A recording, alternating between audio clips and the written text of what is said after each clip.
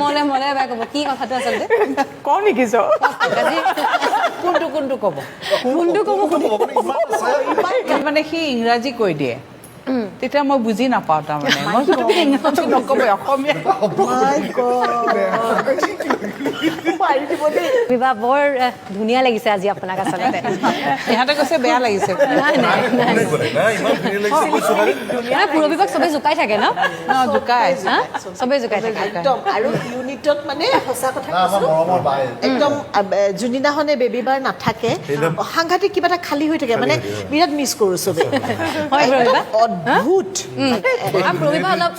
পুৰবিবা আপুনি অলপ কম কথা কয় ন কথা কওঁ মানে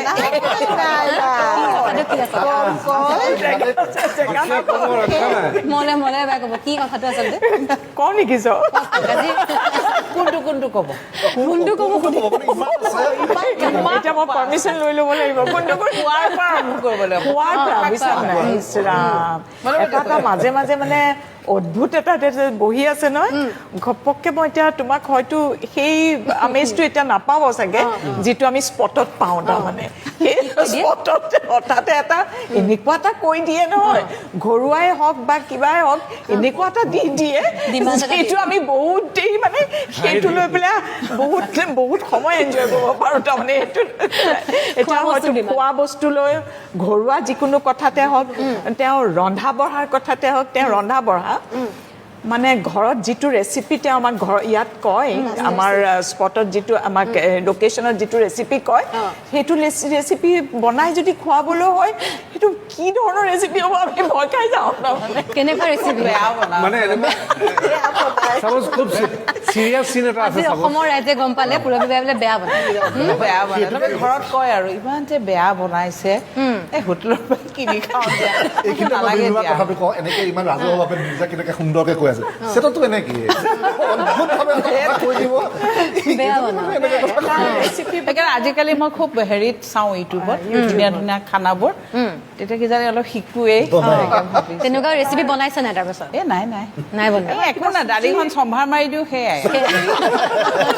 কিবা ৰেচিপি এটা কৈছিলে মই ভয় খাই গ'লোগে এইটো যদি ছোৱালীক খুৱাইছে তেওঁ ছোৱালীক খুৱাই বোলে সেইটো কন্যাক সেইটো খুৱাই মই বোলো কন্যাই বাৰু কেনেকে খায় এইটো নাখায় মই আৰু ফুচুলাই কোনোমতে নাখায় বুলিও কৈ দিছে সেইটো কথা ইমান বেয়া বনোৱা তুমি কিন্তু আটাইতকৈ ডাঙৰ কথা তপন দাসে ভাল পায় ভাল পায় খুব ভাল পায় এটা হেঁচাই প্ৰয়োগ কৰা হৈছে নে সঁচাকে ভাল পায় তুমি খুব ভাল বনোৱা খালি তোমাৰ নিমখটো ঠিক গতিকে লাগিছে কি তপনে যেতিয়া ভাল পায় আমি কোন কোটা আগতে মানে আহেতো মানে থিয়েটাৰ চেটাৰৰ পৰা মই বিৰাট মানে এক্সাইটেড হৈ থাকোঁ কি বনাম মানে মাছ ভাজিলে গোটেই হাতখন গোটেই পুৰি যায় তাৰমানে তাৰপিছত আৰু কি বনাম আৰু আৰু কিবা কিবিকে দি দিওঁ আৰু খাই দিওঁ আমি সেই কথা এনেকে পাতি থাকোঁ এনেকে কথা ওলাই থাকে আৰু মানে ডাইৰেক্টৰ দুইজনৰে দেৱজিৎ আৰু জিতে জানিব কেতিয়াবা ব্যক্তিগতভাৱে পালে সুধিবা আটাইতকৈ জ্বলোৱা মানুহজনী এইগৰাকী তাৰমানে লেটকে কোন আহে আমাৰ তেনেকৈ নাই আমাৰ চব আমি সময়তকৈ আগত লেটকে সেইবিলাক নাই আৰু তাৰমানে বেবী বাক কেতিয়াবা কি হয় দেৱজিতে মানে এনেকৈ হাতত ধৰি জোকাই দিব লাগে তাৰমানে ৰিয়েকশ্যন কাটিব নহয় বেবী বা বেলেগ এখন দুনিয়াত থাকে তাৰমানে বেবী বা ৰিয়েকশ্যন কেৰেক্টাৰত সোমাই লাগে ওলাই নাই লৰাই দিব লাগে মানে এনেকুৱা অৱস্থা হয় মানে নহয় কেতিয়াবা মানে সি ইংৰাজী কৈ দিয়ে তেতিয়া মই বুজি নাপাওঁ তাৰমানে মই তুমি ইংৰাজী নক'বই অসমীয়া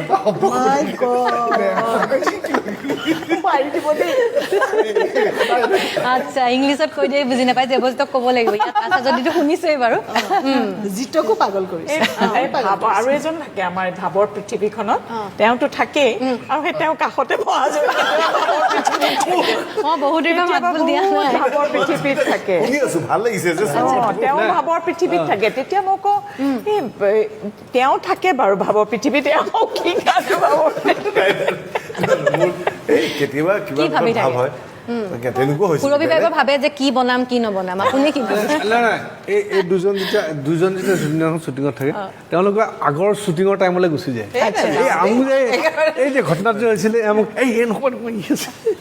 নহয় আমি কেইবাখনো চিনেমা একেলগে কৰিলোঁ তেতিয়া ৰোমান্টিক হিৰো হিৰইন বহুত তেতিয়া কথা কিছুমান ওলাই সিহঁতে শুনি ভাল পায় আমি শুনি ভাল শুনি পাই সিহঁতে সুধি থাকে এইটো কি হৈছিল সেইটো কওঁ আমি কিবা এটা ক'লে মানে সেইটোকে হাঁহি উৰাই সিহঁতে মানে একদম মেহফিল জমাই ৰাখা বুলি যে কয় মেহফিল জমাই ৰাখে মানে মই যেতিয়া খবৰটো পাইছোঁ মই বিশ্বাস কৰিব টান পাইছোঁ যে পূৰবী শৰ্মা আমাৰ মাজত নাই মই প্ৰথম বিশ্বাস কৰা নাছিলোঁ কিন্তু তাৰপিছত বহুত ফোনবিলাক যেতিয়া ঘনাই ঘনাই আহিব ল'লে তাৰপিছত মইনো নাই নিজে যাওঁচোন মই খবৰ খাতি লৈ গম পালোঁ যিখন নাৰ্ছিং হোমত আছে তাৰ পৰা বোলে উলিয়াই লৈ আহিলে আহি এতিয়া শান্তিপুৰত আহিলোঁ আহি পেলাই এতিয়া বেবীবাক দেখি কিন্তু মই এতিয়াও বিশ্বাস কৰিব পৰা নাই যে বেবীবা আমাৰ মাজত নাই তেওঁৰ লগত মোৰ বহুত দীঘলীয়া জানি 94 মই প্ৰথম ভাগ্যৱান থিয়েটাৰত গৈছিলোঁ তেতিয়াই সেই পূৰবী শৰ্মাক লগত মই অভিনয় কৰিছিলোঁ মই কৰিছিলোঁ আদিল হুছেইন আমাৰ তাত টীম আছিল হেঙুল থিয়েটাৰ আৰু বেবীবাৰ লগত আচলতে ইমান কম বয়সত যাব লগা হোৱা নাছিল তেওঁ এতিয়া কাম কৰিবলৈ কিমান বিখ্যাত ছবি কৰি থৈ গৈছে পাহাৰী কন্যা পিতা পুত্ৰৰ পৰা আৰম্ভ কৰি সেই অভিনেত্ৰী মই ভাবোঁ সেই আসনখন কোনেও দখল কৰিব নোৱাৰে আৰু আমি বেবীবাৰ পৰা এতিয়া ছবিৰ ক্ষেত্ৰত মই হ'লে আৰু ভাল চৰিত্ৰ তেওঁ কৰিব বুলি আশা কৰিছিলোঁ একেলগে ইমান বছৰ আছোঁ যেতিয়া ছবিত কাম কৰিছোঁ ময়ো তেওঁৰ লগত কন্যাদান কৰিছোঁ বিধাতা কৰিছোঁ নায়ক কৰিছোঁ ছবিত আৰু মই এতিয়া ভগৱানক প্ৰাৰ্থনা কৰোঁ এটাই যে বেবীবাৰ অবিহনে যাতে তপন দা আৰু ছোৱালীগৰাকীজনীক যাতে তাইক শক্তি দিয়ে ভগৱানে যে সিহঁত দুটা বেবীবাৰ অনুপস্থিতি যাতে শক্তি হিচাপে লৈ পেলাই তেওঁলোক আগুৱাই যায় তাকে কামনা কৰিছোঁ তাই গুচি যাব লাগিছিল এনেকৈ হঠাৎ কথাটো পঢ়িও মই কথা পাতিছোঁ কাৰণ তপনক ফোনত পাবলৈ দিগদাৰ তাইকে ফোনত পাওঁ ক'ৰ পৰা আহিলে কেতিয়াবা লগাই দিয়ে মই উঠিলেই গাড়ীবিলাকত আমাৰ ছবি গান লগাই দিয়ে আজিল নব পিতা পুত্ৰ প্ৰভাতী পক্ষীৰ গান পাহাৰী কন্যা গানবিলাক লগাই দিয়ে মই প্ৰায়ে কওঁ যে তোৰ গান শুনি আহি আছোঁ তাই কৈছে মোৰে গান নে তোমাৰোতো গান মোৰ নহয় সেইকাৰণে তোক সদায় জনাওঁ গানটো বাজিলেই স্মৃতিবিলাক আহে সেই ছবিবিলাকৰ তোৰ বদমাচি তোৰ হাঁহি তাই বেজাৰ বোলা বস্তুটো নাছিলেই হাঁহিয়ে থাকে অনবৰত আৰু নিজৰ প্ৰতি খুব এটা ৰেছপনচিবল নাছিলে কোনো কথাত ৰেছপনচিবল নাছিলে খালি খুব প্ৰতিভাশালী আছিল বিশেষকৈ ডান্সত এটা ৰিডিম পালে তাই নাচে যিকোনো সময়ত নাচি থাকি ভাল পায় মই কৈছিলোঁ তই ডান্সাৰে হ'ব লাগিছিলে অভিনেত্ৰী হোৱাতকৈ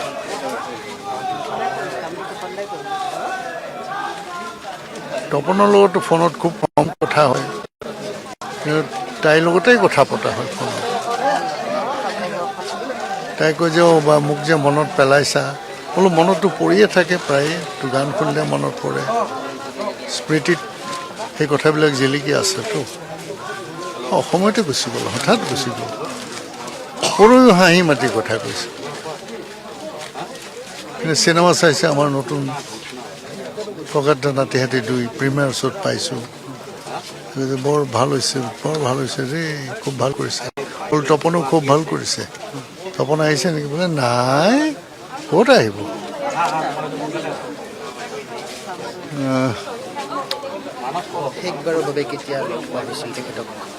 মই সৌখিদিনা প্ৰাগ চিনেমাৰ্ডত পাইছোঁ আমাৰ কলকাতা নাতিহাতী প্ৰিমিয়াৰ শ্ব'ত পাইছোঁ ভালে আছ বোলে মই ভালে আছোঁ বেয়া দেখিছা নেকি মোৰটোক অলপমান বিপৰ্যস্ত যেন লাগিছে হয় নেকি দিয়া এক্সাৰচাইজ কৰিম দিয়া তুমি যে এক্সাৰচাইজ কৰা মই আকৌ এক্সাৰচাইজ কৰিম তাইৰ লগত চিৰিয়াছ কথা পতাই নহয় সদায় ধেমালি ধুমলায় আৰু তাই মোক যিকেইখন ছবিত মোৰ এগেইনষ্টে মোৰ পত্নী হৈছে মোৰ প্ৰেয়সী হৈছে তাই কৈ সদায় তোমাৰ লগত মোৰ কিন্তু ভণ্টি হৈহে ভাল লাগে সেইখন মইনা সেই পিতা পুত্ৰ সেইবোৰ ছবিৰ তাই ধেমালিবিলাক মই পানী টানি খোৱাত খুব সাৱধান মই স্পেচিয়েলি মই পানী বটল থওঁ আৰু তাই ইচ্ছা কৰি মোৰ পানী খাই দিয়ে আৰু মোৰ পানী আনক খুৱায়ো বোলে তোমাৰ পানী খাই দিলোঁ দেই হ'লেও তহঁত নিজে পানী নানো মই তহঁতৰ কাৰণে পানী ভাৰ বৈ মৰোঁ তুমি আছা এতিয়া কি চিন্তা আৰু তুমি থাকিলে আৰু তুমি যিটো বস্তু খাবা আমিও খাবলৈ পাম এই গোটেই কথাবিলাক আমনি কৰি থাকিব আৰু কিবা পৰিকল্পনাৰ কথা কৈছিলে নেকি আপোনাক লগ পাওঁতে তেনেকুৱা ধৰণৰ যদি কিবা আছিলে আধৰুৱা নাই তাই এক্টিং যেনেকৈ আমি এক্টিঙৰ কাৰণে মৰিব পাৰোঁ এক্টিং নহ'লে আমাৰ জীৱনত আমি হাৰি গৈছোঁ বুলি ভাবিম তাই নাই এই টেলেণ্ট আছিলে আছে কৰিছে নাথাকিলে নকৰোঁ এনেকুৱা ধৰণৰ কথা তাই জীৱনটো আচলতে খুব চিৰিয়াছলি কেতিয়াও নল'লে সেইকাৰণে তাই কোনো অন্য বিপদ বিঘিনিত সোমোৱাৰ আগতে নাই তাই তেনেকৈ গুচিয়ে গ'ল হঠাতে গুচিয়ে গ'ল পৰবী নামটো মুখত নাহে বেবী খুব প্ৰতিভা আছিল কাৰণ আজল নম্বৰত যেতিয়া এক্টিং কৰিছিলে প্ৰথম তাই কথাবিলাক ক'বলৈ দিগদাৰ পায় নাচিছিলে ভাল নিবুৰাই তাই ডাইলগ কাটি দিছে বোলে অলপমান পুৰত হওক লাহে লাহে তাইক অন্য ছবিত ডাইলগ দিব ডাইলগবিলাক শিকাবাচোন তাইক কথাত এটা অসমীয়া সংলাপবিলাক কওঁতে খুব পৰিষ্কাৰ নাছিলে কিন্তু তাৰপিছত তাইক স্পণ্টেনিয়াছলি নিজে নিজে কৰি ভাল তাই বিশেষ খুব বেছি চিৰিয়াছলি নকৰে নেচাৰেলি তাই কৰে তাই কাহানিও শ্ৰেয়াৰ্ছী স্ক্ৰিপ্টখন লৈ বহি থকা দেখা নাই আমি যেনেকৈ বহি থাকোঁ মই কেতিয়াবা কওঁ যে তই স্ক্ৰিপ্টখন লৈ আচোন অলপমান বহ নাই হ'ব দিয়া কৰিম আৰু শ্বটত দিম সেই গুচি গ'ল নাই কৰি ক্লাছ 8 মানৰ পৰা মই বেবীবাক পাইছোঁ মোৰ দেউতা শিৱপ্ৰসাদ ঠাকুৰ তেখেতৰ প্ৰায় প্ৰতিখন চিনেমাতেই পূৰবী শৰ্মা আমি বেবীবা বুলি মাতোঁ বেবীবা আছিলে তেতিয়া আমি গোলাঘাটত শ্বুটিং হয় বেবীবা যায় আমাৰ ঘৰতে থাকে যদিও বেবীবা মোতকৈ বহুত ডাঙৰ কিন্তু একদম মোৰ সমনীয়াৰ নিচিনা একে বন্ধুৰ নিচিনা কথা পাতে আৰু এতিয়া ক'ৰবাত কিবা এটা ফাংচন হওক কাৰোবাৰ বিয়া সবাহ মানে আমাৰ কমন যদি তেনেকুৱা থাকে সদায় মোলৈ ফোন কৰে মুনমি যাবা নহয় তেনেকৈ সদায় লাষ্ট সেইদিনা 5 তাৰিখ প্ৰাগ চিনে এৱাৰ্ডত সেইদিনা আমি একেলগে গৈছোঁ একেলগে বহিছোঁ একেলগে ষ্টেজত মাতিছে আমাক একদম সুস্থ মানুহ এগৰাকী ধুনীয়াকৈ ফূৰ্তি কৰি থাকে হেৰি কৰি থাকে কালি নিজৰ ছোৱালী ৰাধা ইমান ভাল পায় ৰাধা তাইলৈ চিন্তা তাইলৈ টেনশ্যন এনেই আৰু তাই ইমান ভাল হৈছে মই কওঁ বোলো বা কিয় তাই চিন্তা কৰে তাই ইমান ভাল হৈছে নাই তথাপিও এতিয়া সেই ৰাধাক এৰি থৈয়ে গ'লগৈ মানে মই ভাবোঁ যে এগৰাকী অভিনেত্ৰী হৈ পেলাই তেওঁ ইমান এটা পিক সময়ত তেওঁ মানে নিজৰ ঘৰখনৰ কাৰণে ইমান ভাল ধুনীয়াকৈ ছেক্ৰিফাইচ কৰিছে আৰু তেওঁ এইটো ছেক্ৰিফাইচ বুলিয়ে নাভাবে তেওঁ ভাবে যে তপন দাৰ কাৰণে তেওঁ যিমানখিনি কৰিব পাৰে যে তেওঁ নিজৰ অভিনয় যাত্ৰা আগবঢ়াই লৈ যাওক বা ঘৰখন চলাবলৈ এজন পুৰুষে যিখিনি কাম কৰে তপন দাই সেইখিনি কৰিছিল আৰু সেইকাৰণে বেবী বাই সদায় ঘৰখন চাইছিল ঘৰখনৰ প্ৰাধান্য দিছিল যে ফেমিলি ইজ ইম্পৰ্টেণ্ট মই ভাবোঁ আজি তপন দাক যদি সকলোৱে তপন দা বুলি তপন দাস এজন দক্ষ অভিনেতা হিচাপে যদি চিনি পায় আজি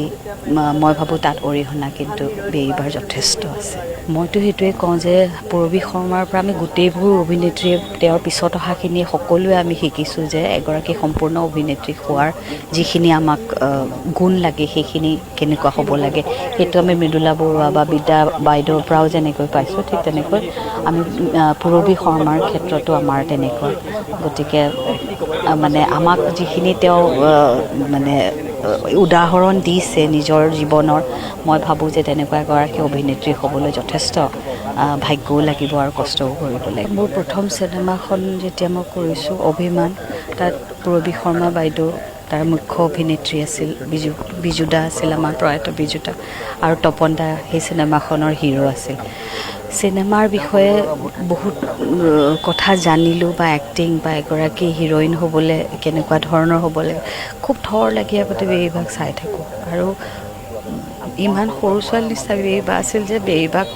বেবী মাতি তই মতা হ'লোঁ চ' তেতিয়াৰ পৰা সেই 1990ৰ পৰাই এতিয়ালৈকে বেবীৰ লগত যিটো ৰিলেশ্যন আমি মাজে মাজে খুব কম লগ পাওঁ বেচেৰি খুব ঘৰখনলৈ চিন্তা কৰে নিজৰ মাইনাজনী ছোৱালীজনীলৈ খুব চিন্তা কৰে পঢ়া শুনা